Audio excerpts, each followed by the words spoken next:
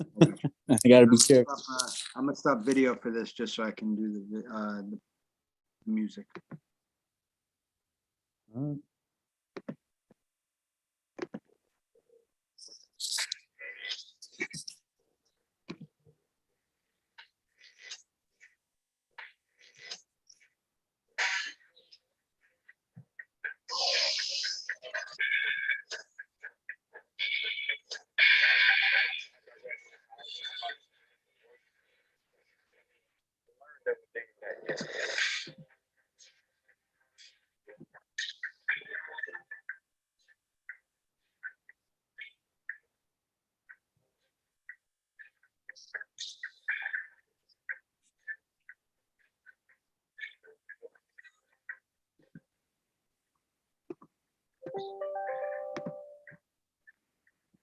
You don't look amused, Hoodie Manny.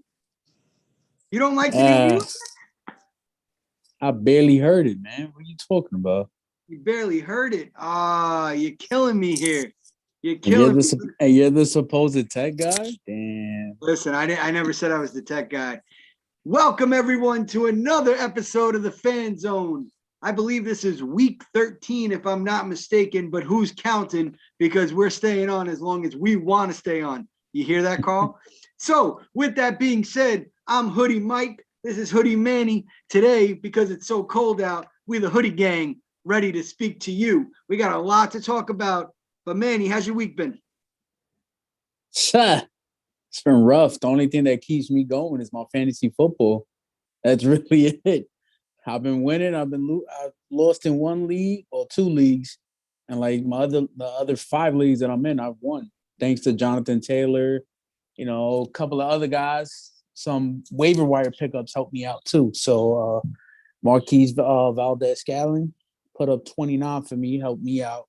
But Russell Wilson's been hurting me the most. I had to bench him twice this week because it's ridiculous how I need a QB. He's my guy. I drafted him like in the 5th round or whatever, thinking, it was a steal. And then he hasn't been the same. So it's been killing me more. How about yourself? Well, I'm on the other side of fantasy football. I'm on like a 4-game losing streak. I was like 5-1. I was riding high. And then I lost to Tampa Bay's defense last night. But mind you, I had Fournette playing. Oh, so he could have went off. They keep giving the ball to Jones. I can't cook. So, of course, the defense, because of I should have realized they're playing the Giants, and we're going to get into that too. But they played the Giants, 2 interceptions, a fumble recovery, and all of a sudden they're putting up 15 points, and I got nothing going on.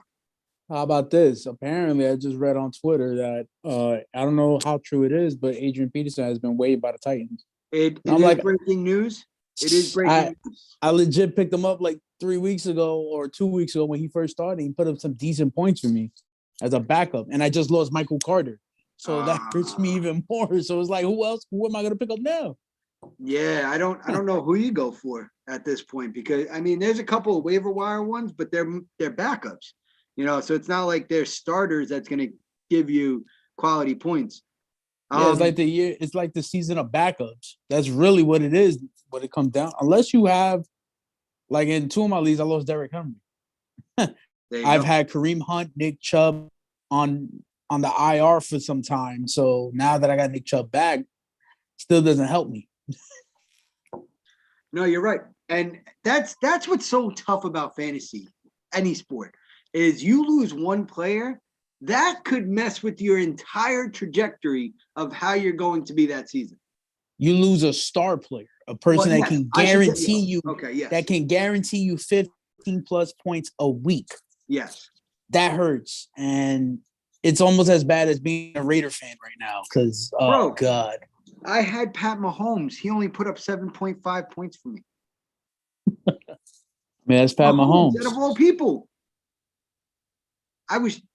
So listen, we could talk fantasy all day, but there's been a lot going on. We've had the Giants have finally made a move and have today fired their offensive coordinator, Jason Garrett. I don't know why they waited till now. I don't know why they wouldn't have just waited till the end of the season, because their postseason hopes are done at this point.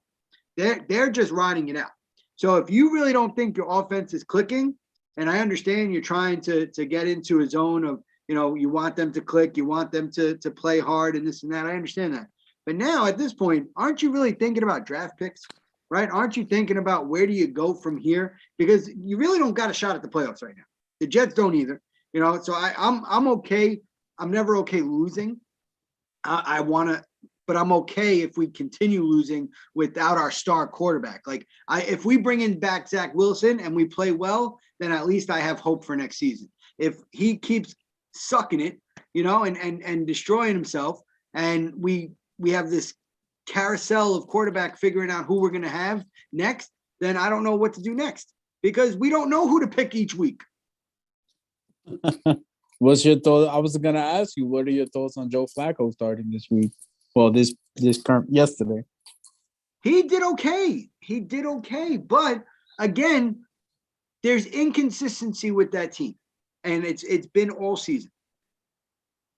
One, you have a young secondary core, right? And we had some injuries in our secondary. So our stars, our veterans, and they're not even really veterans, they were 3 years in. Our veterans got hurt, and then we were piecing together who we could have on our secondary and in our defensive line. So we've been destroyed by the run. We've been destroyed by the play action, passes, destroyed by play action passes. These guys are so wide open. It's mind boggling. It's like, where is the defense? It's like the defense just sat on the floor and said, see ya. I don't get it. And then on the offense, you get spurts of, oh, we're gonna do play action, do all these fancy play calls, and it works. But then you go back to, all right, little pass here. Now we're at 3rd and 7. Incomplete pass off the field. Like, it doesn't make sense to me. So it's inconsistent. Do I think there is talent on the team? Yes. Elijah Moore was big for you guys. Elijah Moore. He looks very good. Very good. And he's coming into his own. If Crowder actually got the ball more, he would look even better. So we have pieces on there. Corey Davis has barely been here. Yeah, Corey Davis hasn't really been heard of. He has catches here and there, but he's not really the star anymore, right? So it's just killing me that we have all of these different aspects going on, but we can't piece it together towards wins. Like, we'll be in a game, and then all of a sudden the third quarter comes and we're down by 14 to 21 points. And it's like, how do you get back from that? What about your Raiders? How you feeling about them right now? Pathetic.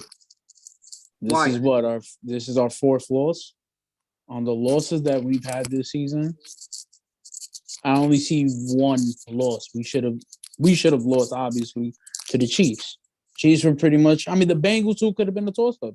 Because the Bengals, let's not forget, the Bengals destroyed the Ravens earlier this season. We beat the Ravens. So it was like, okay, 2 teams facing off each other. We had a minor setback. We got shellacked by the Chiefs last week. We lost to the Bears and we lost to the Giants. Those are 2 guaranteed wins. There were supposed to be wins no matter what happened in the off the field and everything like that with Gruden and Ruggs and all that stuff. But Derek Carr is not doing anything. Like, the offense, the coaching, the play code. I saw spurts of the game, and I'm just like, I was just frustrated. I had to watch the game because there are times like it could be 3rd and 7. We're running the ball. Why are we running the ball on 3rd and 7? We're down 2 scores. Why are we running the ball on a 3rd and 7? What, to fake it? The defense knows we got to pass it. So you're going to catch them by surprise. This is not Madden hitting them with a halfback draw on a 3rd and 20. Like, let's be honest here. It's ridiculous. The team is literally getting on my nerves, and it's getting to the point where it's like I have to go to Vegas and smack the crap out of Derek Carr because this is pissing me off. So you want me to shave your head too? Piece of shit. He's pissed. Yo, bro. Are you kidding me? He's pissed. He's pissing me off. With this fake ass haircut. Like, this guy grows his hair for what? And then the thing that pisses me off more is at the presser, he's like, it's on me. It's on me. No, shit is on you. You're You the really QB. can't. Yeah, you can't My fault man, that you're at the that point. captain. The one time our defense looked decent compared to the previous years where they literally would just destroy us every secondary. The secondary was horrific. The line was horrible except for Khalil Mack back then. But you know, you got Mad Max Crosby, you got Ngannou, Yannick and you have these guys, they're doing their best against these offensive lines. And yet, let's not forget, we let go of 3 of our big offensive linemen. You know, we lost Richie Incognito for the season, I'm guessing, because he's been injured. He might be for a couple weeks. I'm not sure. Somebody could fact check me off the top of the head. But, you know, where's Josh Jacobs? Where's this, this stellar running back the first year he had where it was like, oh shit, like he's actually pretty decent. And then after every season, I'm hearing in training camp and stuff, oh, he's working on catching the ball more, helping out just in case, a little short pass or a screen pass or anything like that. And then he just kills with yardage. Kenyon Drake is pretty much doing better than Josh Jacobs if he got the ball more. Darren Waller is Darren Waller. Like, he's a stellar tight end, but yet the numbers don't show it. So you understand? Where do you see them going at the end of this season? Like the interim Honestly, coach, do you see him staying? No. Okay. I see him going back to special teams because let's not forget, he's a special teams coach. Right. No, He's been in the NFL, college football for 30 plus years. So the fact is, we need a coach. And I swear to you, Mike, I swear to you, and every single person watching this, if somehow, some way, Jason Garrett comes to the Raiders, even as an offensive coordinator or I don't even know. If he somehow comes to the Raiders, I'm literally not rooting for them for a year. Bro, how did you know I'm dead serious. I was just gonna bring him up and say, do you think he comes to the Raiders? Oh my God, you were reading my mind. But no, in all honesty, unfortunately, and I'm not making fun of your organization, but it is what they've deserve done it in the past. No, but that's what they've done in the past. They've gone after some of these coaches that are just showing that they're stinking it up left and right. And taking them on, thinking that they're going to change the core. Can I just bring up Jason Garrett for a second? He showed with that type of offensive weapons that he had in Dallas that he wasn't getting it done, right? He That's was true, getting but to the playoffs. you can't just blame him though for the Giants' woes. That's No, on exactly. Daniel Jones. No, That's no, on no. Daniel Jones too. Absolutely. But what I'm saying is, you showed in Dallas, and this is what I don't understand about these head coaches coming back into the league as these offensive coordinators, defensive coordinators. It's weird sometimes because, one, how do you step down from being a head coach and be able to listen to another head coach? That's one, right? When you already were a head coach. But then the second aspect to it is the idea that you're now an offensive coordinator for a rival team, right? A rival team, and have done nothing. But you're right. It is the offense. It's the actual offense too, the quarterback. I know a lot of people are going to say Daniel Jones is the next coming of Jesus Christ at this point. Declan, I'm talking to you, but he's not. He's not. I'm sorry. He's shown it over and over again because you can call play calls. I can guarantee you. You know who Peyton Manning's play caller was? The ex-coach of the New York Jets. That went 0-95 pretty much. Crazy Eyes himself. You think Peyton listened to him half the time? No. He made adjustments at the line. That's what you do as a quarterback. What I can tell you is the stuff that's been going on with the Raiders ever since Gruden goes to show that I deserve my flowers where Jack Del Rio should have not lost his job. Yeah. Jack Del Rio still should have been the coach of the Raiders because I guaranteed ain't no way in hell he was trading Khalil Mack. No, maybe he was trying to build something. Give him a couple years. Let's not forget the Raiders were like 0-11 in Derek Carr's first year. 0-11. Oh, I remember. I used to laugh. And at he that. was, Okay. it was well deserved. But he started a few games. He didn't. He's a rookie at that time. You can't expect him, especially with the Raiders, who have this terrible history of quarterbacks picking up quarterbacks at the end of their prime. Let's not forget, we had Dante Culpepper. We had freaking Kerry Collins. Kerry Collins was my quarterback at one point. Do you understand that? I had Jason Campbell. Wasn't Who Kerry else? Collins also? Wait, wasn't Kerry Collins also a Giants quarterback at one time? He went to the Super Bowl with the Giants in That's what I'm saying. 2000. Yeah. So you And can't then really knock him. at the tail end of his career, the Raiders are, oh yeah, let's just get him. We had Carson Palmer.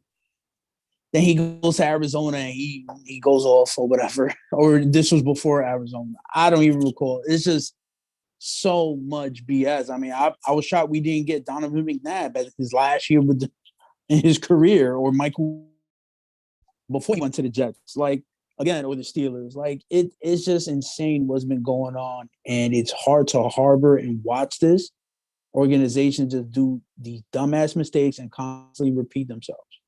Hold on one second. It said the live ended. Hold on one second. We're not live right now.